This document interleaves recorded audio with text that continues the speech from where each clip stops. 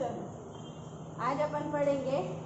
कल अपन ने introduction of final account पढ़ा कि फाइनल अकाउंट क्यों बनाया जाता है और स्पेशली सोल ट्रेडिंग कंसर्न की केस में फाइनल अकाउंट क्यों बनाया जाता है। तो उसके रीज़न अपन ने देखे कि अपने को प्रॉफिट पता चलना चाहिए, फाइनेंशियल पोजीशन पता चलना चाहिए, एसेट्स लायबिलिटी कितनी है वो पता चलना चाहिए।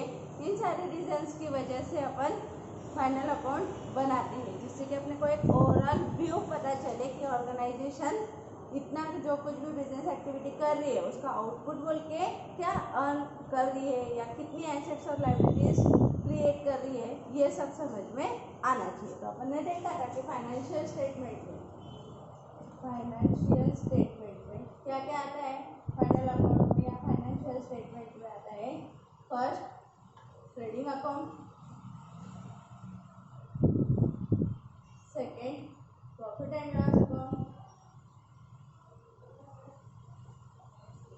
Third balance.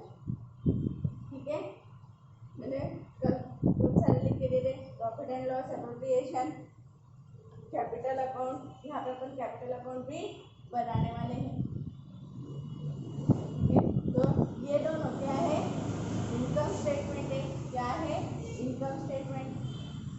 और ये क्या है, पोजीशन स्टेटमेंट।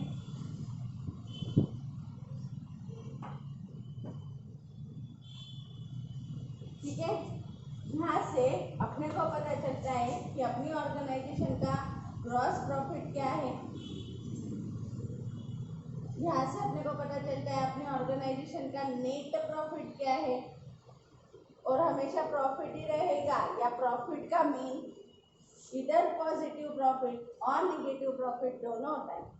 निगेटिव प्रॉफिट को अपन नॉर्मल ऑर्डिनरी लैंग्वेज में लॉसेस ऐसा बोलते हैं। ठीक है, तो यहाँ से अपने को ग्रॉस प्रॉफिट है, लॉस है, नेट प्रॉफिट है, लॉस है, ये चीजें पता चलती है। मतलब अपनी इनकम, अपने परफॉर्मेंस के बारे में अपने को यहाँ पे पता चलता है। यहाँ पे अपनी पोजीशन के बारे में, मतलब अपनी एसेट्स कितनी है और अपनी ड्यूज कितनी है, अपनी लायबिलिटीज कितनी है ऑर्गेनाइजेशन की, ये पता चलता है। ठीक है, कैपिटल अकाउंट से प्रोप्राइटर की इन्वेस्टमेंट या ट्रेडर की इन्वेस्टमेंट और उससे रिलेटेड ट्रांजेक्शन अपने को पता चलता है। ठीक है, तो कुछ इसको थोड़ा आगे लेके और अब जो अपने मेन स्टेटमेंट्स हैं इसमें अपने को कौन से आइटम जाएंगे और उनके मीनिंग क्या क्या होंगे और कौन से आइटम्स को कहाँ किस तरीके से लिखना है, इन स्टेटमेंट्स में उनको किस तरीके से पुट करना है, ये समझना अब अपने को जरूरी है। तभी अपन अपनी अकाउंटिंग एक्टिविटीज को फाइनलाइज करके फाइनेंशियल स्टेटमेंट या इनकम और पोजीशन स्टेटमेंट या trading profit and loss and balance sheet बना पाए। ठीक है, तो बनने वाला सबसे पहला स्टेटमेंट है या अकाउंट है, स्टेटमेंट नहीं सॉरी अकाउंट है, जिसका नाम है ट्रेडिंग। ठीक है, ट्रेडिंग अकाउंट। ट्रेडिंग अकाउंट ये बिजनेस में होने वाली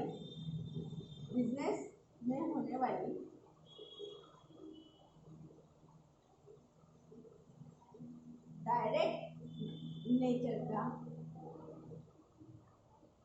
जो खर्चा और इनकम है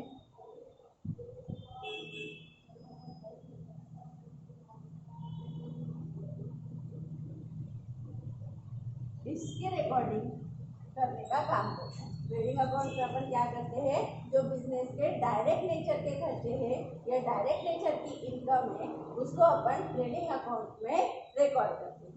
मैडम डायरेक्ट नेचर का खर्चा, इनडायरेक्ट नेचर का खर्चा, ये क्या बोले, तो देखो जब अपन कोई बिजनेस एक्टिविटी करते हैं तो बिजनेस एक्टिविटी करते वक्त सबसे पहली चीज है क्या है, परचेस करो गुड्स को, सही है ना, गुड्स को परचेस करो और गुड्स को सेल करो।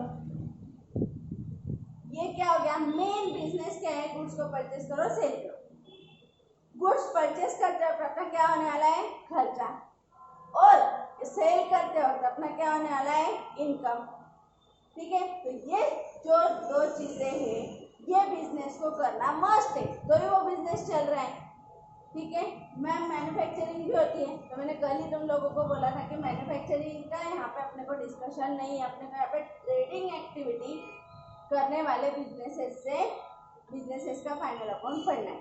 ठीक है, मैन्युफैक्चरिंग कंसर्न का फाइनल अकाउंट अपने को यहाँ पे नहीं पढ़ना है, उसमें मैन्युफैक्चरिंग अकाउंट बनाया जाता है, वो भी ट्रेडिंग अकाउंट के जैसे होता है, लेकिन वहाँ पे कुछ आइटम्स अलग भी होते हैं।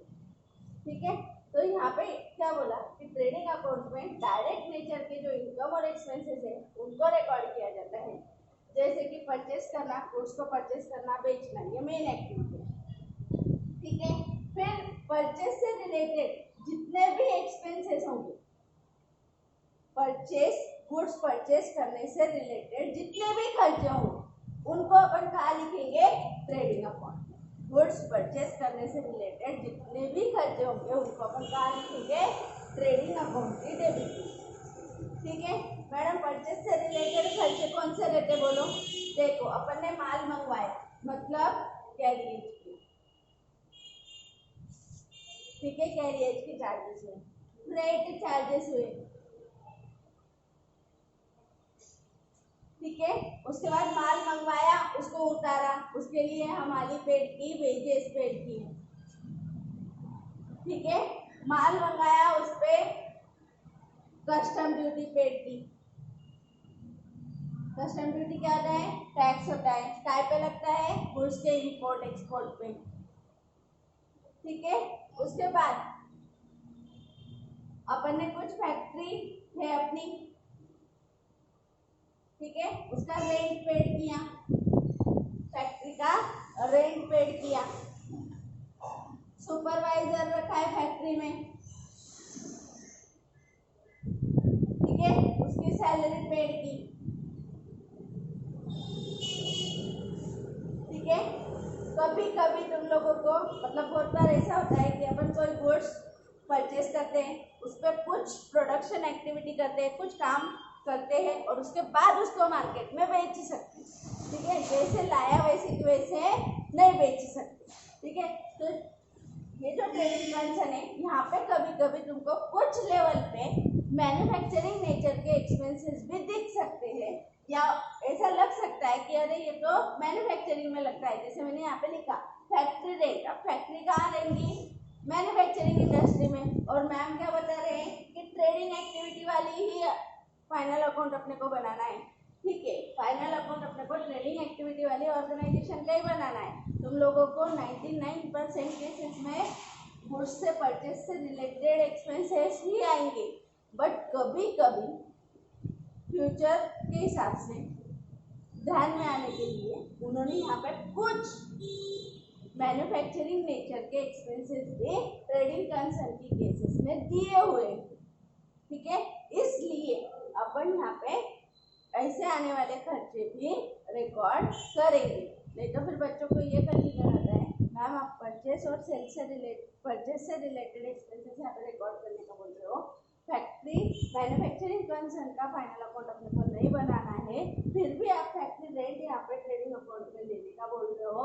तो इसका थोड़ा सा इंट्रोडक्टरी पार्ट, क्योंकि तुम लोगों को मैन्युफैक्चरिंग अकाउंट नहीं है और वो अगर तुम लोग कोई बड़े प्रोसेस करो तभी तुम लोगों को वो जाएगा। ठीक है, फिर तुम लोगों को ऐसा नहीं होना चाहिए कि मैन्युफैक्चरिंग के बारे में कोई खर्चे पता ना हो, इसलिए यहाँ पे 11th के लेवल पे उन्होंने trading concern as well as manufacturing concern in case of sole trader, मतलब एक व्यापारी अगर ट्रेडिंग कंसर्न भी चलाता है या मैन्युफैक्चरिंग कंसर्न भी चलाता है तो उसकी केस में बनने वाला ट्रेडिंग अकाउंट यहाँ पे तुमको एक्सप्लेन किया है। ठीक है, इसलिए कुछ खर्चे ऐसे यहाँ पे दिख सकते हैं तुमको ट्रेडिंग अकाउंट में जो कि मैन्युफैक्चरिंग नेचर के होंगे। ठीक है, तो यहाँ पे इतना ध्यान रखना, परचेस से रिलेटेड सारे खर्चे, गुड्स परचेस से रिलेटेड सारे खर्चे या गुड्स के प्रोडक्शन से रिलेटेड जो सारे खर्चे होते हैं उनको डायरेक्ट एक्सपेंसेस बोला जाता है। गुड्स के परचेस से रिलेटेड या प्रोडक्शन से रिलेटेड जो सारे खर्चे होते हैं उनको कौन से खर्चे बोला जाता है? डायरेक्ट एक्सपेंसेस बोले जाते हैं, और वो डायरेक्ट एक्सपेंसेस ट्रेडिंग अकाउंट की डेबिट में यहाँ पे अपने को रिकॉर्ड करने होते हैं। ठीक है, तो अपन ने माल परचेस किया तो अपने को माल लाने के लिए कैरियर लगा, इसको नाम से या कैरिएज इनवर्ड नाम से भी पहचाना जाता है। ठीक है, फ्रेट या फिर फ्रेट इनवर्ड नाम से पहचाना जाता है।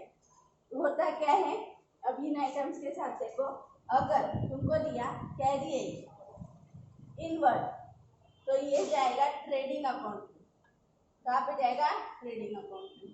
अगर तुमको दिया कैरिएज, अगर तुमको दिया सिर्फ कैरिएज तो ये भी जाएगा ट्रेडिंग अकाउंट में। कहाँ जाएगा? Trading account. लेकिन अगर तुमको दिया carriage outward, carriage outward, carriage outward मतलब माल बेचने के लिए किए जाने वाला खर्चा, तो ये खर्चा जाता है तुम्हारा प्रॉफिट एंड लॉस अकाउंट। कहाँ चला जाता है? प्रॉफिट एंड लॉस अकाउंट में चला जाता है। तो ये तुम लोगों को याद रहना जरूरी है। कैरिएज इनवर्ड है तो ट्रेडिंग अकाउंट, कैरिएज है सिर्फ तो ट्रेडिंग अकाउंट, और कैरिएज आउटवर्ड है तो ये प्रॉफिट एंड लॉस अकाउंट। क्योंकि कैरिएज आउटवर्ड मतलब माल बाहर लेके जाने का खर्चा, और माल बाहर कब जाता है? सेल्स की केस में। तो सेल्स से रिलेटेड जो खर्चे होते हैं वो कहाँ देंगे?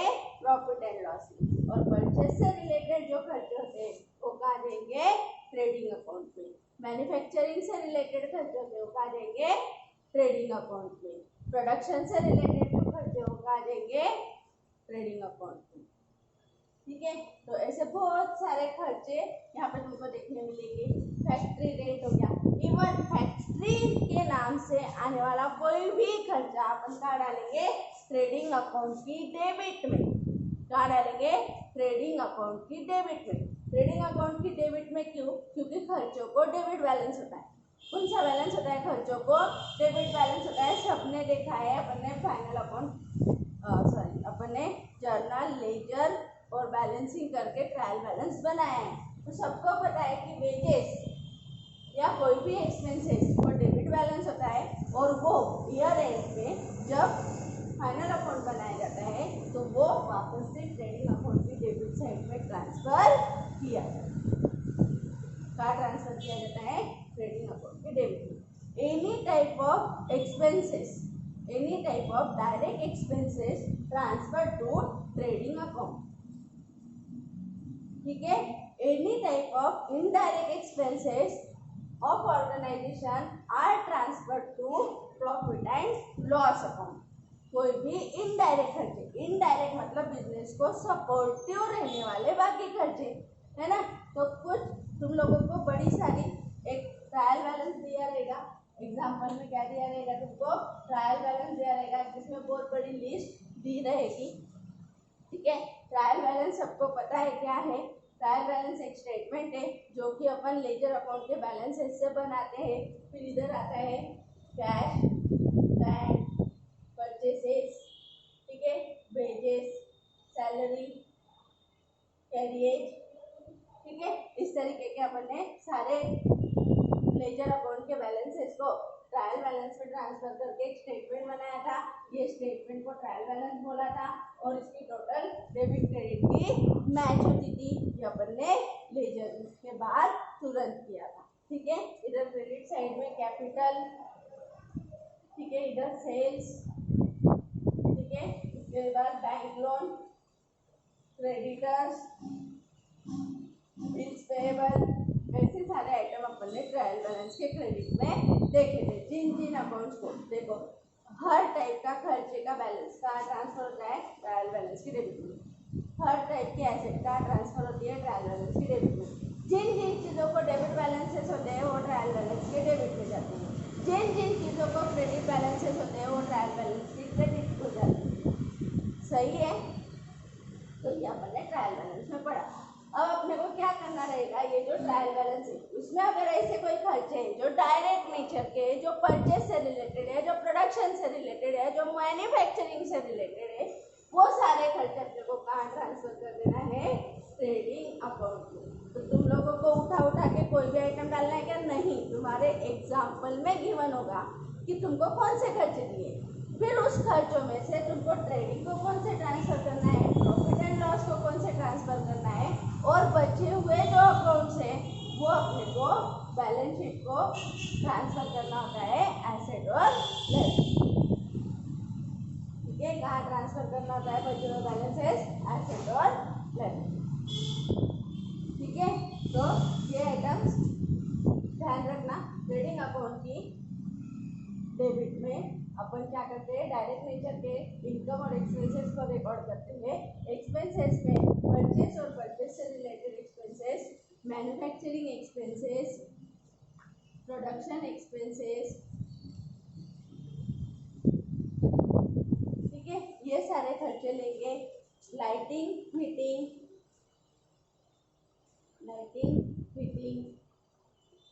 मतलब जो बड़ी बड़ी फैक्ट्रीज में लाइटिंग वगैरह चलती है, लाइट वगैरह चलते हैं, पावर जनरेशन मतलब पानी गर्म करना, बॉइलिंग वगैरह का काम होता है, उसके लिए हीटिंग गर्म करने के लिए पावर एंड फ्यूल।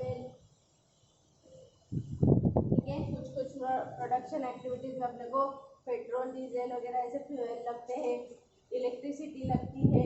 ऐसे अलग अलग नेचर के जो डायरेक्ट नेचर के एक्सपेंसेस होंगे वो कहाँ ट्रांसफर हो जाएंगे, ट्रेडिंग अकाउंट में ट्रांसफर हो जाएंगे।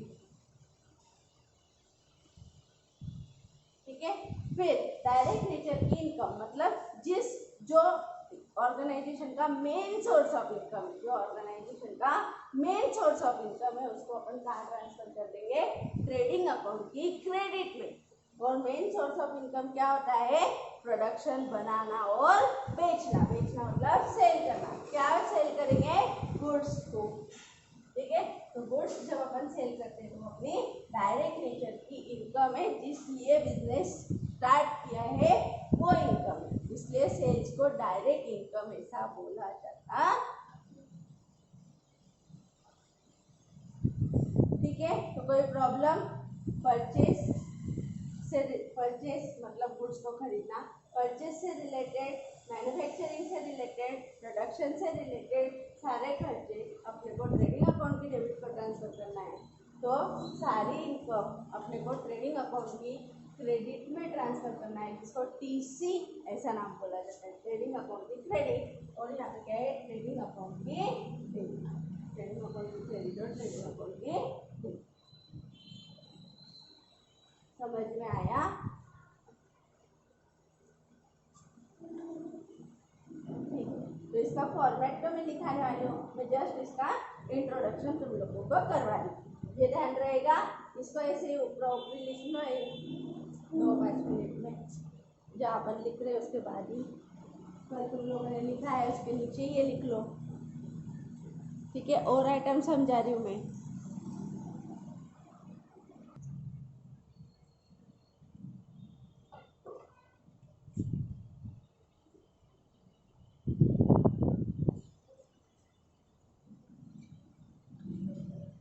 चलो ठीक है, फिर मैंने ये लिख लिया तुम लोगों ने।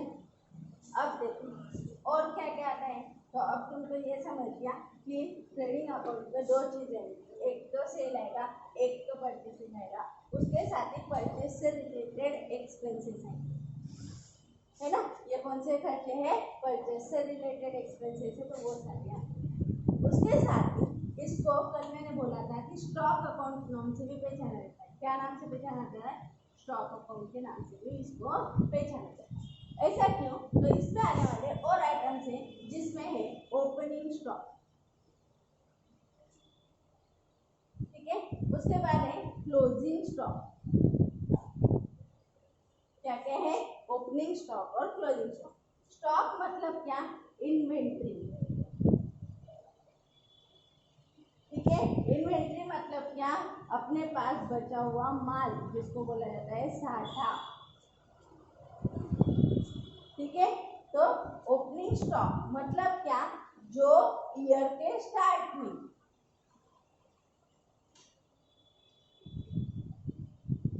At the beginning of the year, at the beginning of the year,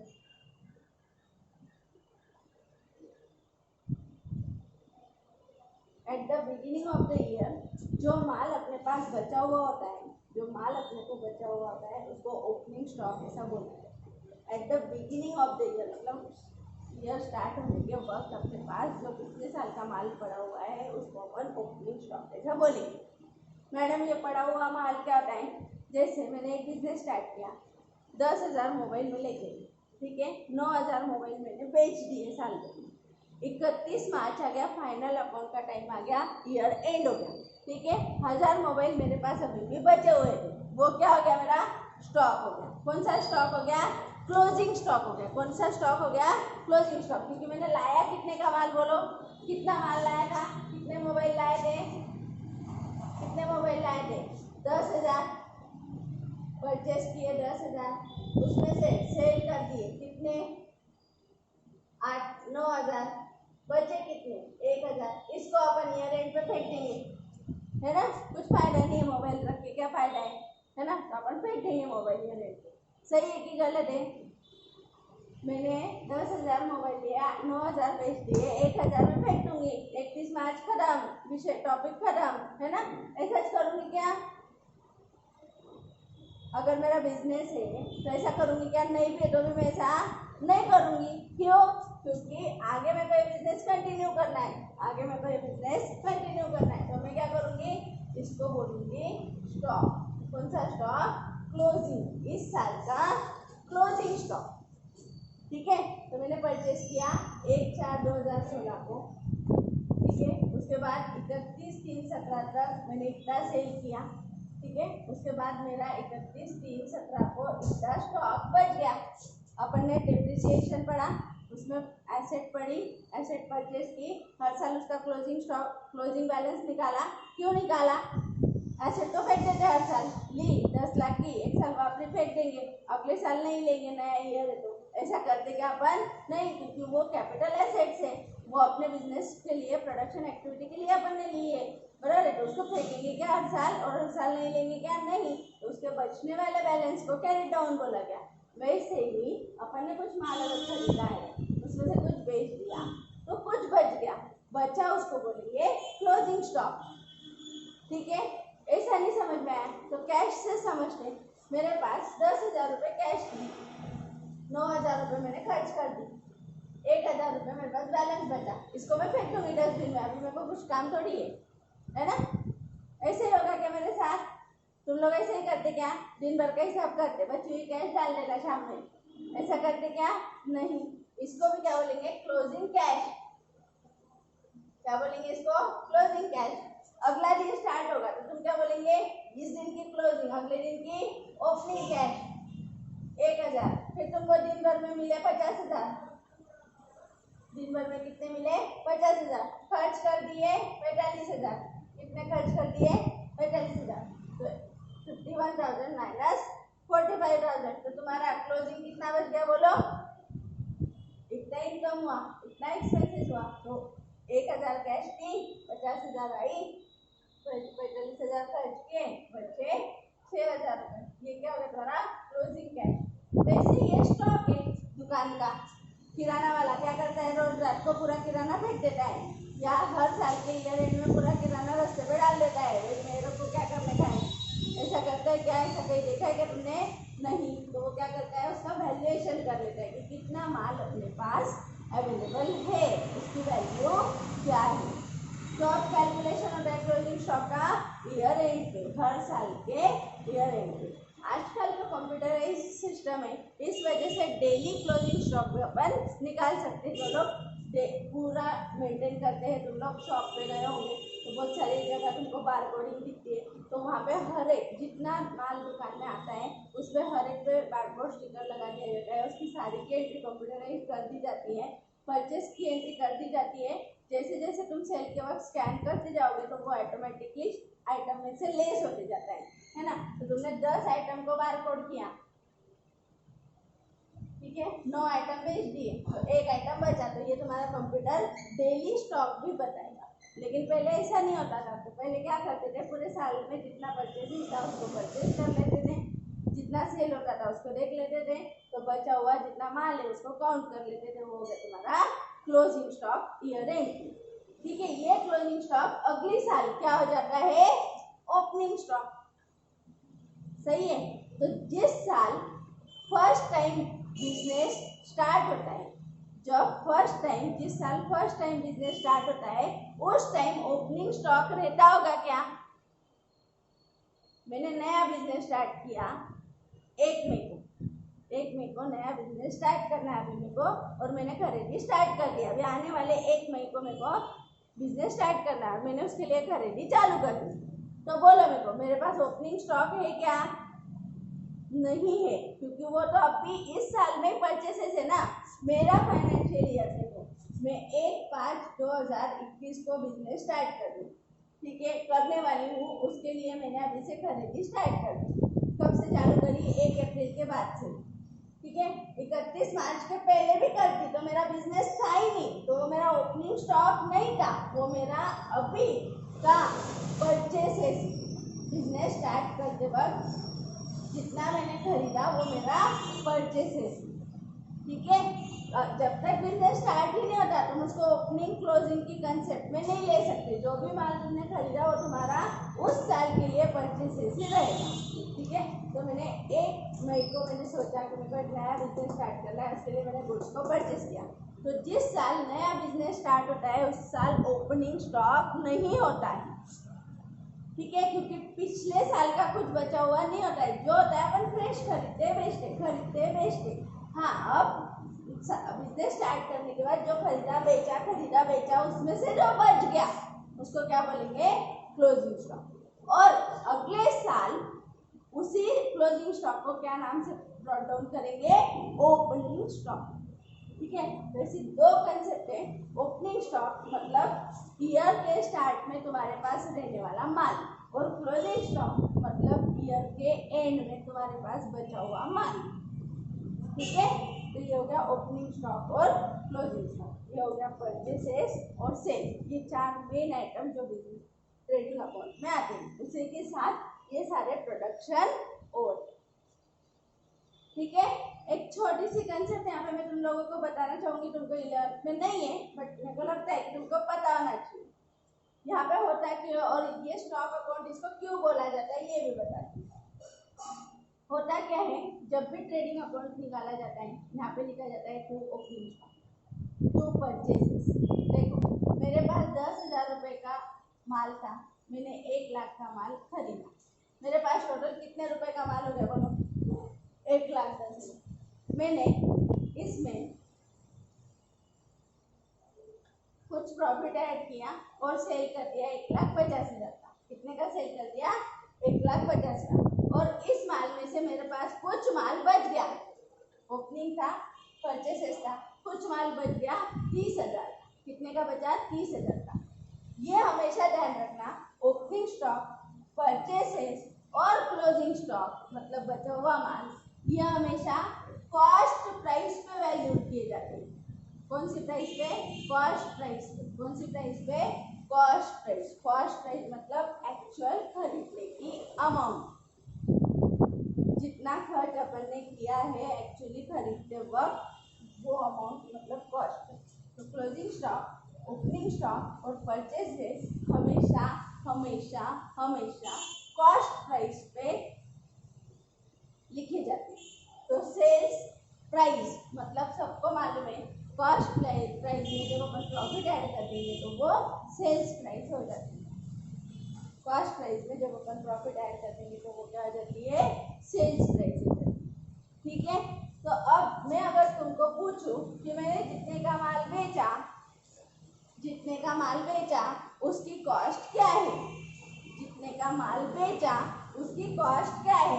मतलब मैं तुम लोगों को एक कंसेप्ट बताने वाली हूँ जिसको बोला जाता है cost of goods sold. Cost of goods sold, मैंने जितने का माल बेचा वो कितने का लिया था? मैंने बेचा तो 1,50 में, पर कितने में खरीदा था? तो देखो मेरे पास ऑलरेडी 10,000 का माल था, ठीक है, 1 लाख का खरीदा, उसमें से 30,000 का बच गया, क्योंकि तीनों कॉस्ट है। देखो ये cost price, cost price, cost price, ठीक है। तो मैंने 10,000 का था, 1 लाख का खरीदा, 1,10,000, उसमें से 30 का बच गया, मतलब मैंने 80,000 कॉस्ट प्राइस का माल बेच दिया। 80,000 के कॉस्ट प्राइस का माल मैंने कितने में बेचा? 1,50 में। तो मेरे को क्या हो गया? फायदा हो गया कि नुकसान हो गया? 80,000 का माल मैंने कितने में बेचा? 150 में। तो मेरे को क्या मिल गया? प्रॉफिट। कितना रुपए? 70,000। और यही तुम लोग कैसे निकाल सकते थे? Sales plus closing stock minus opening और परचेसेस। ठीक है, ये थोड़ी सी एडिशनल इंफॉर्मेशन थी, ये तुमको है नहीं, बट एक मेरे को लगा कि मैंने रिवाइज कर देना चाहिए और बता देना चाहिए कुछ चीजें, इसलिए मैंने ये लिख दी। ठीक है, अभी तुम लोग क्या करोगे?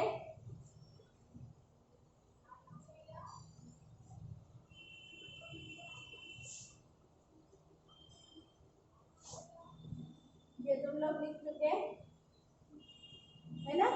फिर तुम लोग ये लिख लो जाकर।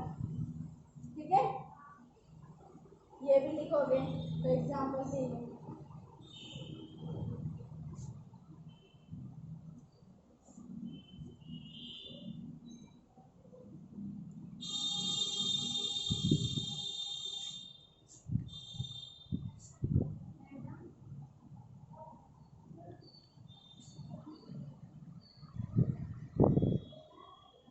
चलो ठीक है, तो इस तरीके से ये कुछ आइटम्स हैं जिनका इंट्रोडक्शन अपने को करना है। ठीक है, अब अपन आते अपने ट्रेडिंग अकाउंट के फॉर्मेट। ये एक्चुअली ट्रेडिंग अकाउंट बनता कैसे है वो आपसे देखिए।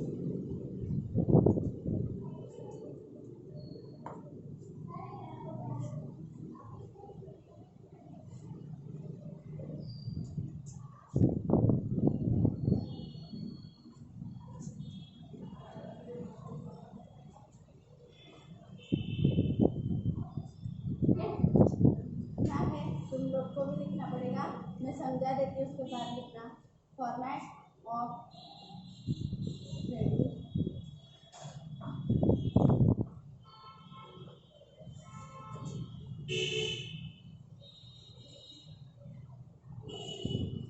ठीक है, देखो यहाँ पे क्या होता है।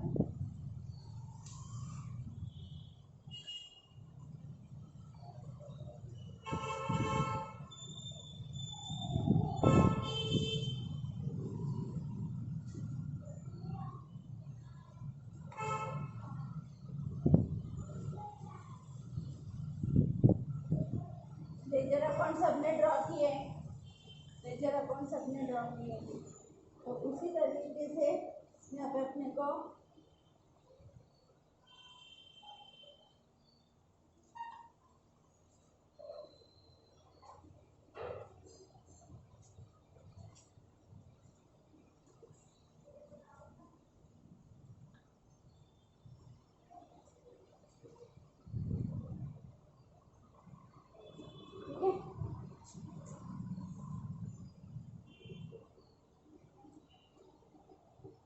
तरीके से हमको अकाउंट ड्रॉ करने पड़ेगा। ठीक है मैडम, एलएफ का कॉलम यहाँ पे नहीं लिखेगा, मैडम जेएफ का कॉलम नहीं लिखेगा, डेट का कॉलम नहीं लिखेगा। ठीक है, फिर यहाँ पे अपन लिखेंगे ट्रेडिंग अकाउंट, लिखेंगे trading account for the year end. कब बना रहे अपन? Year end. कब? For the year end. फिर हर साल के ईयर एंड में बनाएंगे, इसलिए यहाँ पे डेट जो तुमको एग्जाम्पल में गिवन होगी वो date, trading account for the year. अगर तुमको बोला एग्जाम्पल में 31/3/2013 तो अपन ले लेंगे। अगर बोला 31/3/2016, 19 ले लेंगे, 31/12/2020 ले लेंगे। अपने को जो एग्जाम्पल में ईयर एंड की डेट दी है अपन वो यहाँ पे लिखेंगे। ठीक है, trading account for the year and, किस साल के एंड के लिए अपन ट्रेडिंग अकाउंट बना। ठीक है, यहाँ पे एलएफ जेएफ का कॉलम नहीं आएगा, डेट का कॉलम नहीं आएगा, ये इस पर्टिकुलर डेट का पोजीशन है। ठीक है, इसी डेट पे ये खर्च, इसी डेट के लिए ये सब चीज, इस डेट पे ये फाइनलाइजेशन, इसके नेक्स्ट डे का हम नहीं बोलने वाले। ठीक है, और इसके पहले जो चीजें हो चुकी है उसका कंसोलिडेशन यहाँ पे आ चुका है, तो इसलिए यहाँ पे trading account for the year ended जो साल दिया है उस साल की टोटल, उस साल के टोटल खर्च, total purchases, total opening stock, total closing stock, जो कुछ भी टोटल सेल्स। ठीक है, तो ये क्या है, एक पर्टिकुलर डेट के लिए बना हुआ है, एक पर्टिकुलर डेट पे ये ट्रेडिंग अकाउंट बना हुआ होता है, इसलिए डेट ये सारे कॉलम यहाँ पे नहीं आते। ठीक है, फिर यहाँ पे पर्टिकुलर्स नाम, ये इनर अमाउंट कॉलम है, इनर मतलब अंदर जो भी वर्किंग करनी होती है एटलीस्ट, ये आउटर अमाउंट कॉलम है, यहाँ पे वापस ये क्रेडिट साइड है, यहाँ तक ये डेबिट साइड है, यहाँ पे ये क्रेडिट साइड है, पर्टिकुलर्स अमाउंट और पर्टिकुलर्स अमाउंट और अमाउंट।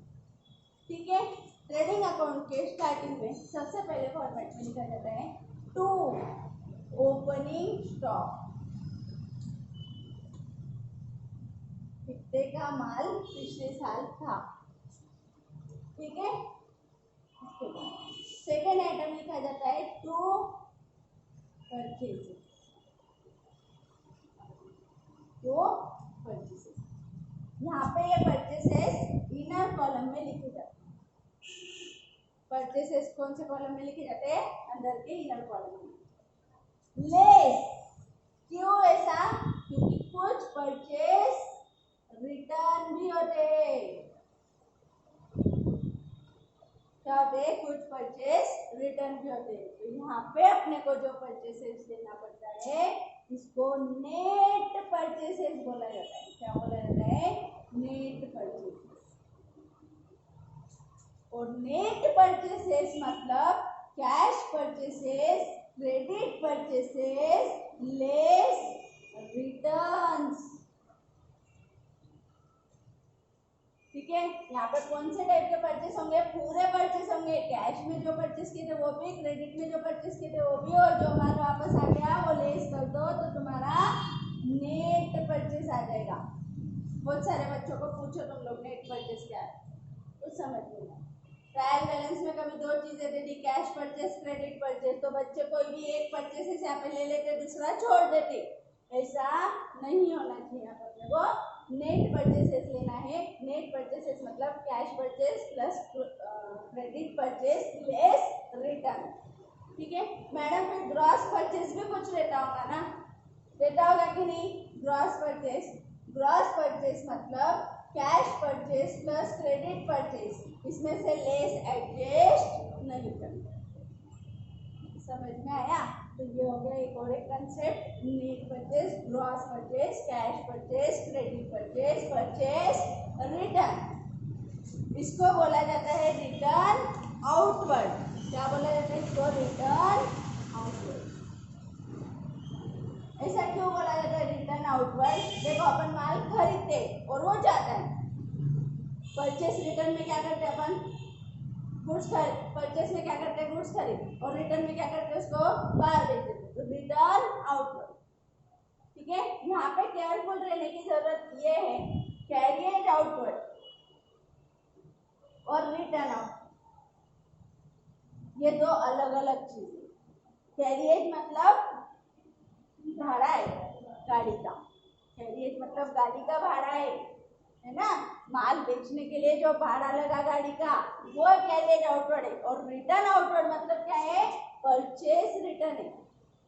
तो बच्चे दोनों को आउटवर्ड आउटवर्ड देखा, ट्रेडिंग अकाउंट में डाल देना सब करना। ठीक है, लेकिन अगर कैरियज आउटवर्ड तुमने ट्रेडिंग में डाल दिया, अभी जस्ट अपन ने पहले थ्योरी में पढ़ा, कैरियज आउटवर्ड कहाँ आना चाहिए? प्रॉफिट एंड लॉस की डेबिट में। अगर तुमने उसको ट्रेडिंग में डाल दिया तुम्हारा ग्रॉस प्रॉफिट गलत, आगे के पूरे कैलकुलेशंस गलत हो जाएंगे। इसलिए जरूरी है कि तुमको ये समझ में आए कि ट्रेडिंग अकाउंट में क्या क्या चीजें आती है।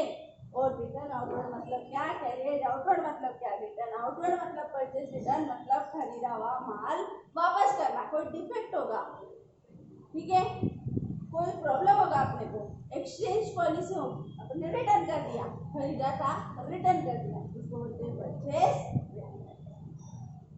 ठीक है, फिर ये परचेस रिटर्न यहाँ से लेस किया जाता है और यहाँ पे नेट परचेस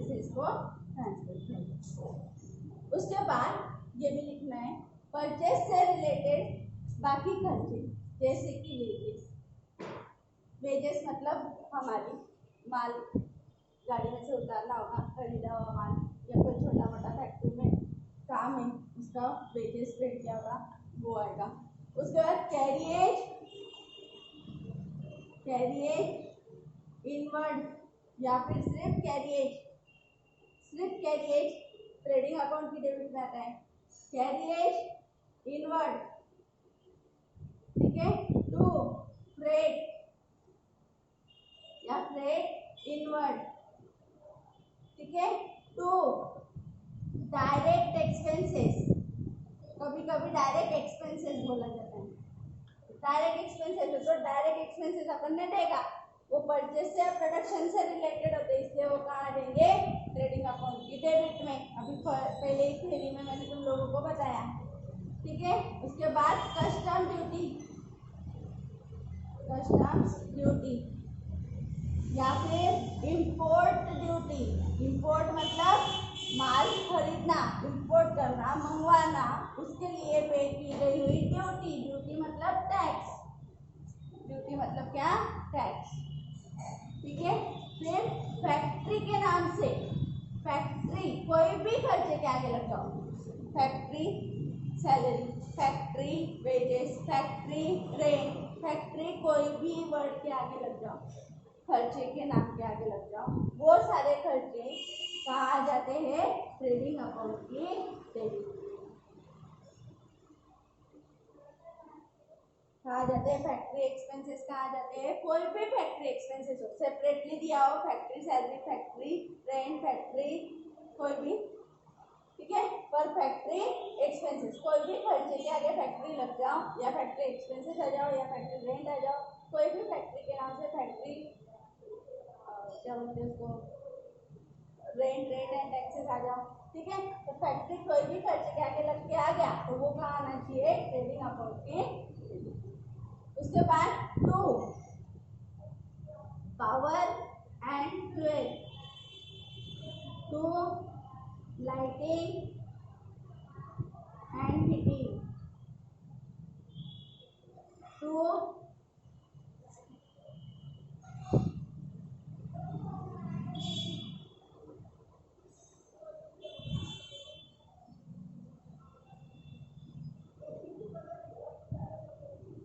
रॉयल्टी, टू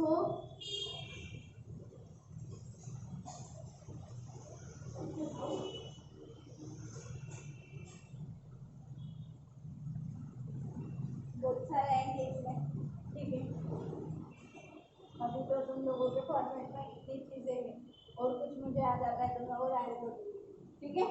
अभी क्वेश्चन आएगा मैम रॉयल्टी को लिख दिया, मतलब रॉयल्टी क्या होता है। रॉयल्टी ये एक छोटी सी गिफ्ट होता है या फिर ऑनरेरियम होता है या फिर मानधन होता है किसी पर्सन की, अगर कुछ नॉलेज का इस्तेमाल अपन अपने प्रोडक्शन प्रोसेस में कर रहे हैं तो उस लिए अपन उसको क्या देते हैं रॉयल्टी देते हैं। तो वो रॉयल्टी मेन पार्ट होता है, ठीक है।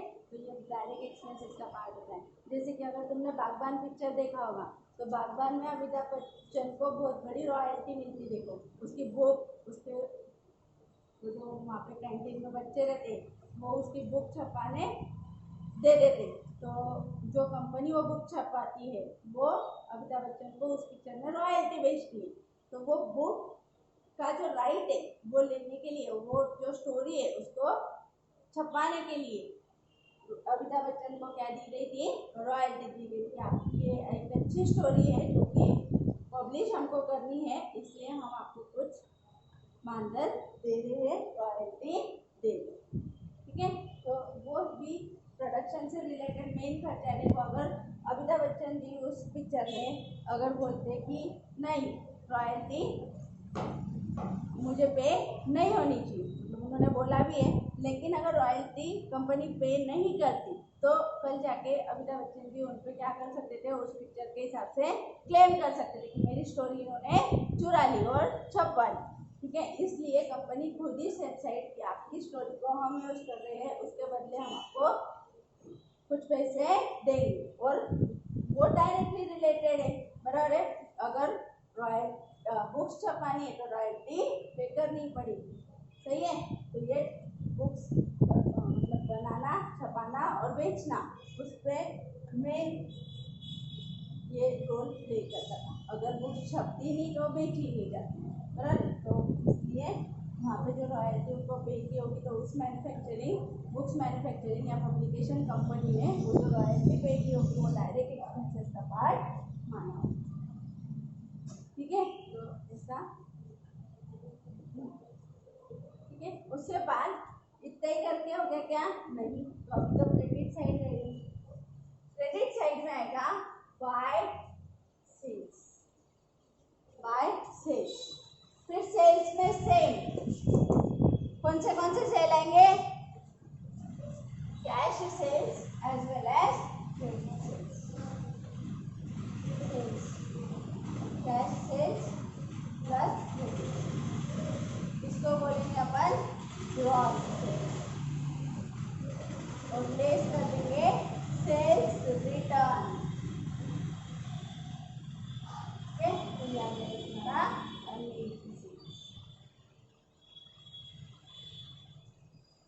ठीक है। तो अपन ने कैश में जो कुछ बेचा होगा या उधार पे जो कुछ बेचा होगा उनकी टोटल यहाँ पे सेल्स में आएगी, लेस और रिटर्न कर देंगे। तो यहाँ पे सेल्स रिटर्न इनवर्ड इसको बोला जाता है, रिटर्न इनवर्ड बोला जाता है, या फिर बोला जाता है सेल्स रिटर्न।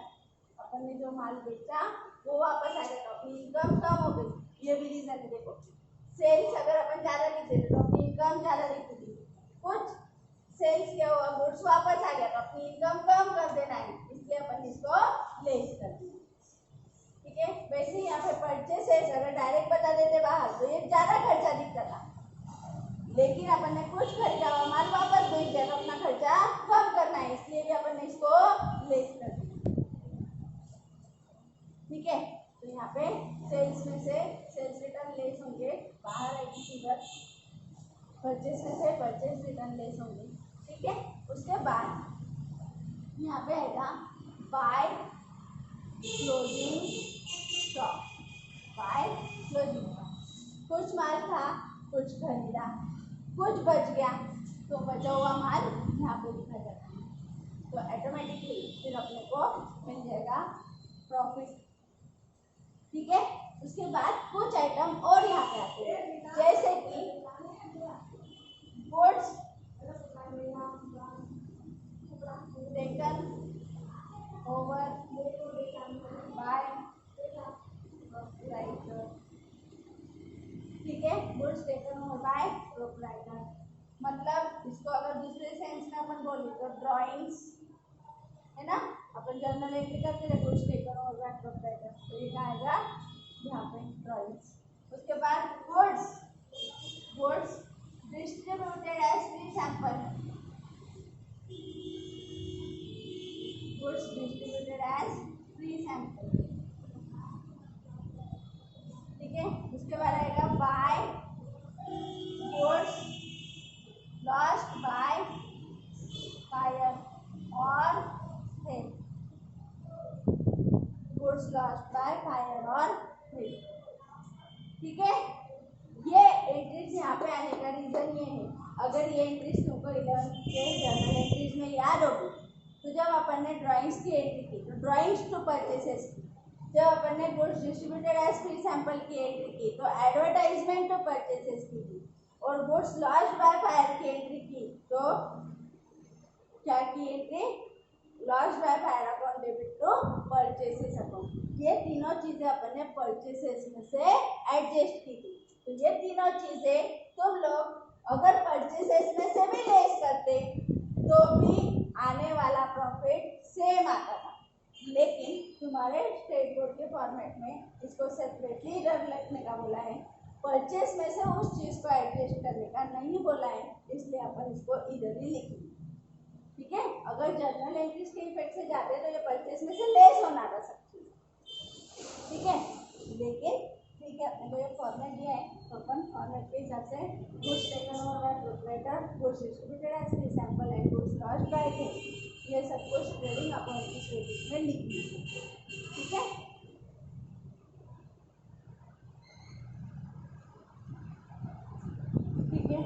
इसको क्लोज किया जाएगा, इसको क्या कर दिया जाएगा,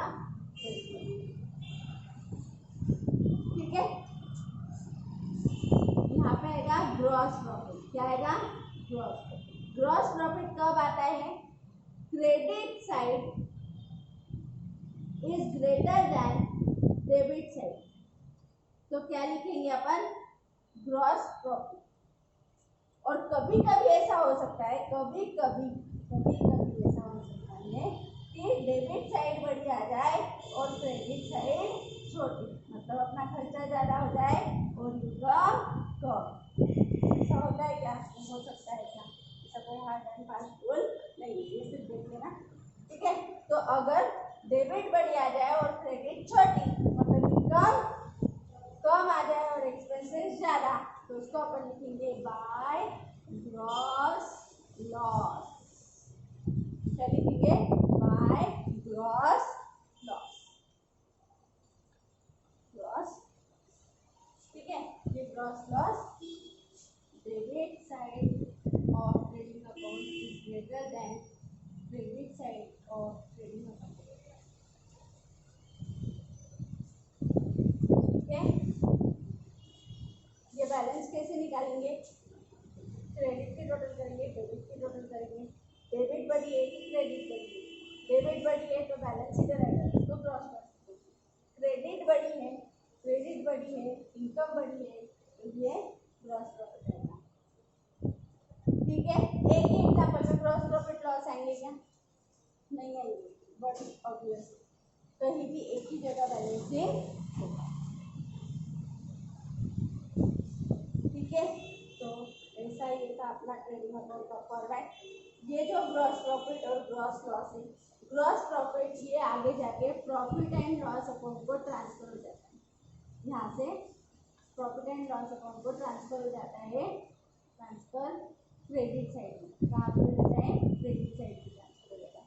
कल मैं प्रॉफिट एंड लॉस का फॉर्मेट है, इसलिए अभी बता दिया। ग्रॉस प्रॉफिट कहाँ ट्रांसफर हो जाता है, प्रॉफिट एंड लॉस अकाउंट की क्रेडिट में, और ग्रॉस लॉस कहाँ ट्रांसफर हो जाता है, प्रॉफिट एंड लॉस अकाउंट की डेबिट में, ठीक है। तो कल अपन और कुछ वीडियो आ जाता है तो वो और प्रॉफिट एंड लॉस अकाउंट का फॉर्मेट बनेगा, ठीक है। इसको अच्छे से शांति से लिख लेना है, कोई डाउट है तो कभी भी मैसेज करो, मैं रिप्लाई ज़रूर करूँगी, ठीक है। तो लिख लो इसको,